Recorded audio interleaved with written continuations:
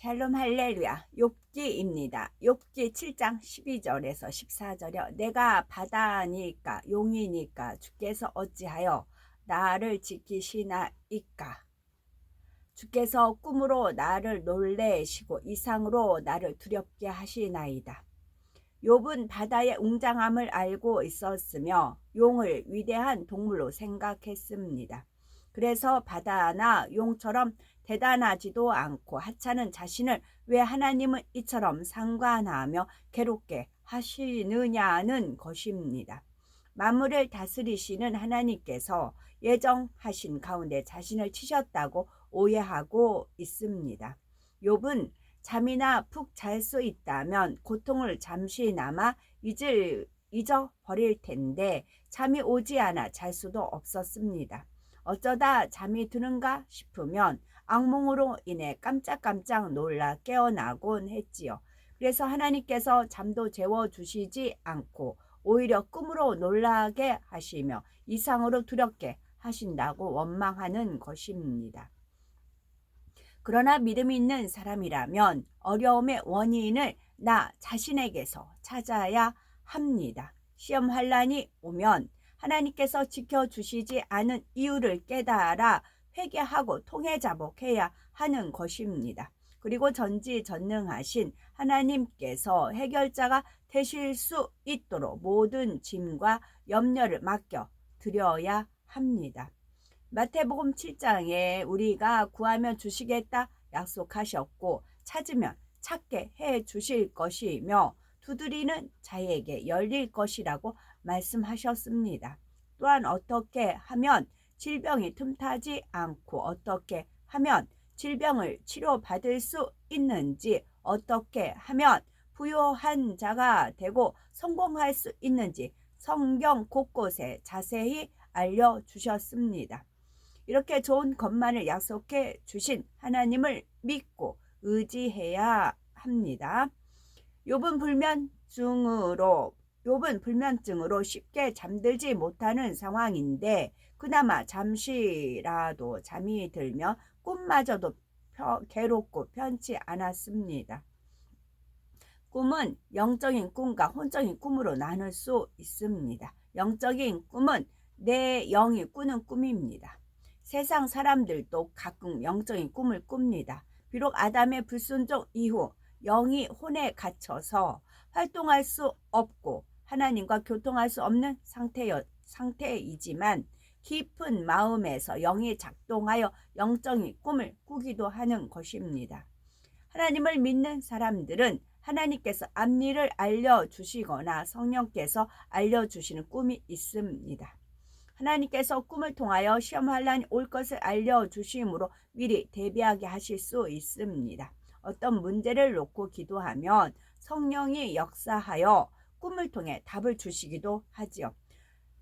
다음으로 혼적인 꿈은 내 생각 속에 꾸는 꿈입니다. 평소에 미국에 가고 싶다 생각하면 꿈속에서 미국에 갈 수도 있습니다.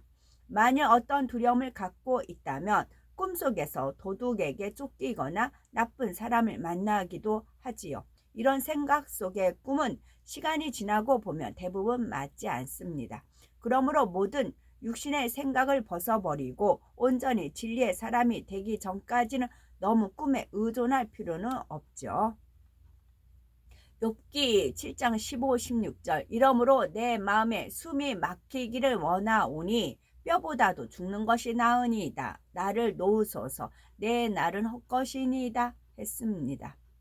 욥은 마음 중심에서 죽기를 바라고 있었기에 숨 막히기를 원했습니다. 그래서 이렇게 앙상하게 뼈와 가죽만 남느니 차라리 죽는 것이 더 낫습니다. 라고 하나님을 향해 고백하고 있는 것입니다. 그러나 하나님께서는 고통스럽고 힘들 때 어떻게 하라고 말씀하셨습니까? 시편 50편 15절에 환난 날에 나를 부르라. 내가 너를 건지리니 네가 나를 영화롭게 하리로다 하셨으니 하나님을 간절히 찾고 매달려야 합니다. 데살로니가 전서 5장 16에서 18절에 항상 기뻐하라 쉬지 말고 기도하라 범사에 감사하라 하셨으니 질병에 걸렸어도 사업에 실패해도 시험이 와도 감사해야 합니다. 이렇게 범사에 하나님의 뜻을 쫓는다면 하나님께서 합력하여 선을 이루어 주시며 정말로 기뻐할 만한 일이 생기는 것입니다. 욥은 하나님께서 생명을 주관하심을 알고 있었습니다. 그래서 자신은 죽기를 원하는데 하나님께서 생명을 거두어 가시지 않으니 제발 빨리 좀 내 생명을 거둬 주세요라고 하소연하고 있지요. 욥은 하나님을 밝히 알지 못하고 천국 소망이 없기 때문에 하나님을 원망하며 전혀 합당치 않은 말로 엄청난 올무를 만들고 있습니다.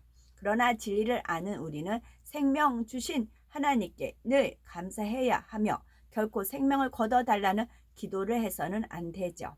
욥기 7장 17에서 19절 사람이 무엇이관데 주께서 크게 여기사 그에게 마음을 두시고 나의 침 삼킬 동안도 나를 놓지 아니하시기를 어느 때까지 하시리까 했습니다. 욥은 하나님께서 사람을 크게 여기신다고 했는데 이 말은 진리입니다. 하나님께서는 사람을 너무나 값지고 소중하게 여기시기에 늘 마음에 두고 계시지요. 바로 하나님의 아들, 딸이기 때문입니다.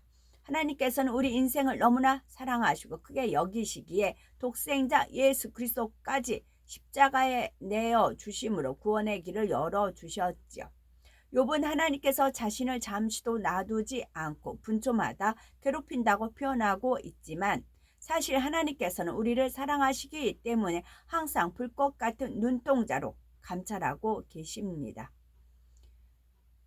권징이라는 말이 나오는데 권징은 권성징악의 준말로 착한 일은 권장하고 악한 일은 징계한다는 뜻이지요. 하나님께서는 우리에게서 눈을 떼지 않고 살피시다가 만일 우리가 진리 안에 살지 못할 때는 시험과 연단을 허락하십니다.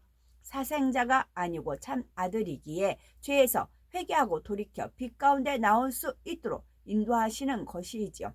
그러니 시험 환란이 왔다면 하나님께 감사하며 왜 이런 문제가 생겼는지 발견하고 통해 자복하는 행함이 선행되어야 하지요. 욥은 하나님께서 침을 삼킬 만큼의 잠깐 동안도 자기를 가만히 내버려 두지 않고 고통스럽게 하시느냐고 불평을 쏟아내고 있죠.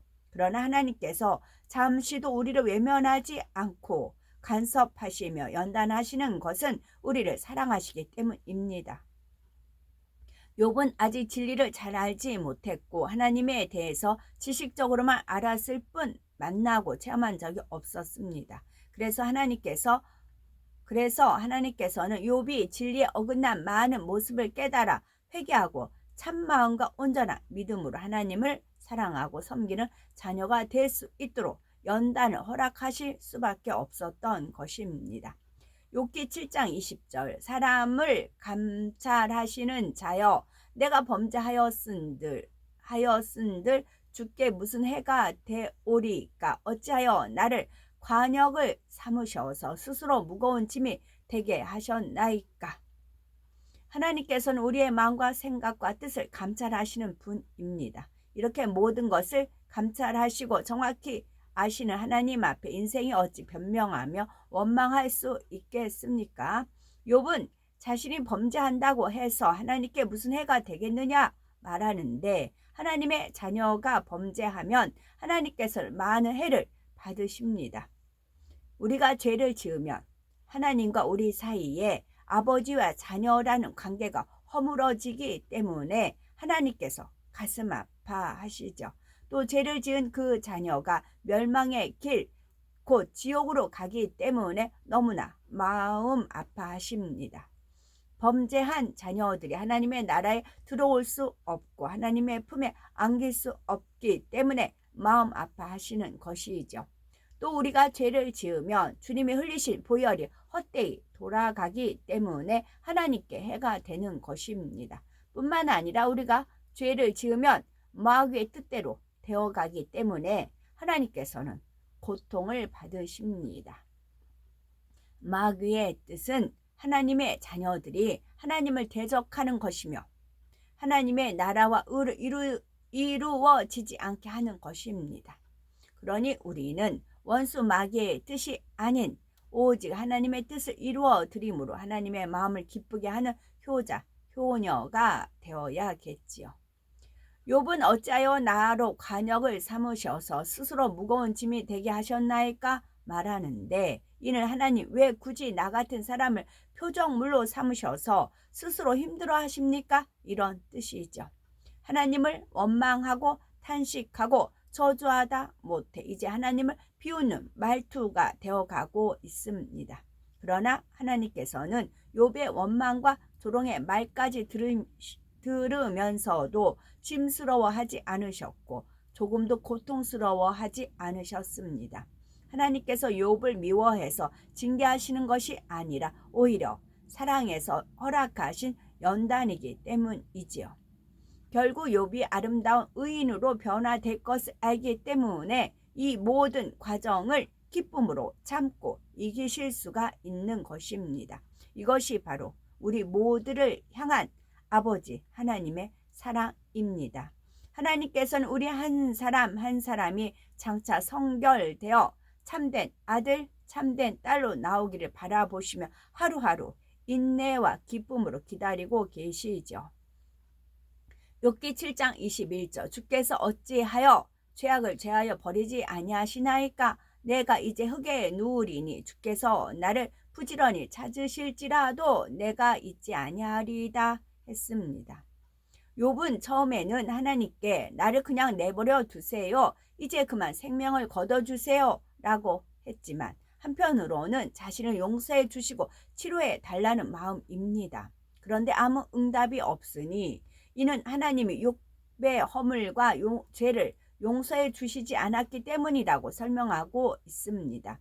하나님께서는 우리가 죄를 깨닫고 회개하며 돌이킬 때 용서해 주시는 분입니다. 동이 서에서 먼 것 같이 우리의 지난 허물을 기억지도 않으시지요. 중요한 것은 먼저 회개를 해야 한다는 것입니다. 그런데 욥은 허물과 죄가 많이 있었는데도 회개하지 않고 하나님 어찌하여 죄를 사하여 주지 않으십니까? 어찌하여 적당히 눈 감아 주지 않으십니까? 라고 엉뚱한 말만 하고 있으니 어떻게 문제를 해결받을 수가 있겠는지요.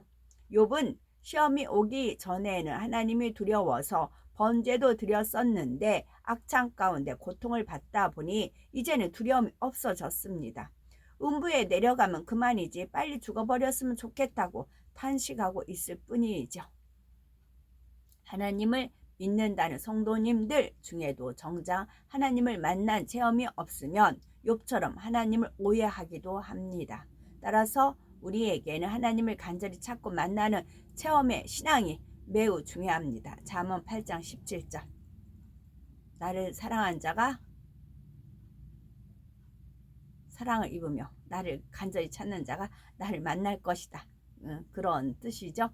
잠언 8장 17절 가난한 심령이 될 따라야 하나님을 만나고자 하는 간절함이 승해지고 또 겸손히 하나님을 찾을 때 하나님께서 우리 마음에 임하실 수 있습니다. 그러므로 하나님을 사랑하며 간절히 찾아 늘 응답의 하나님을 체험하는 복된 우리가 되어야 되겠죠. 아멘.